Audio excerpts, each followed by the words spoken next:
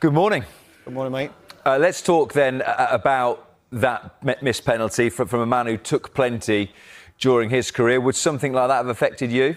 I don't know until you're in that circumstance, but you have to kind of reset yourself. Bruno goes, picks the ball up, takes himself away and goes again. Are we actually blaming the referee, that his mindset that he actually takes a bad penalty? Like he's missed the penalty. That's a scenario. He comes out and says, like, yeah, the referee didn't apologise to me. That's one thing. But then he says, it's not his fault that I took a bad penalty. Which just get on with it. Reset yourself, take the penalty you've missed. And then for the manager to come out and say that it affected him for the remainder of the game, well, because he has so much responsibility. He's a Manchester United captain. He is the penalty taker. He's ultimately the match winner for them 9 times out of 10. But yesterday it just felt like, because of one small incident that happened with the referee, that it affected his whole game. Well, if that's a scenario and the manager can see that, take him off.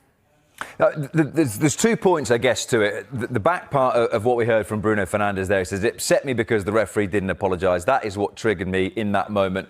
But that's not the excuse for missing the penalty. So, in a way, he's saying, I'm not making an excuse for it, but you're mentioning it. So, therefore, you are trying to make a little bit of an excuse for it. We can all see the referee accidentally bumped him, but he doesn't even know. Bruno's stepping back. The referee's making sure everyone's out the box and he's walking around. He's not exactly barged into him heavily, has he? Just like bumped into him, that's it. And then Bruno makes a big meal of it, like he goes to the ball, waving his arms about. I don't know. I think sometimes we do look at Bruno's reactions a lot because he's the talisman, he is Manchester United captain.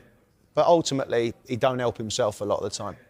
And that was what I found interesting, and I'm predicting a conversation, but interesting when the players came back out for the second half, that he's still talking to the referee.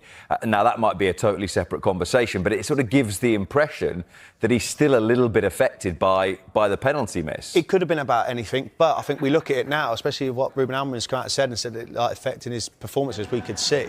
I think we go through it, you have to let it go. But he's Manchester United captain, right?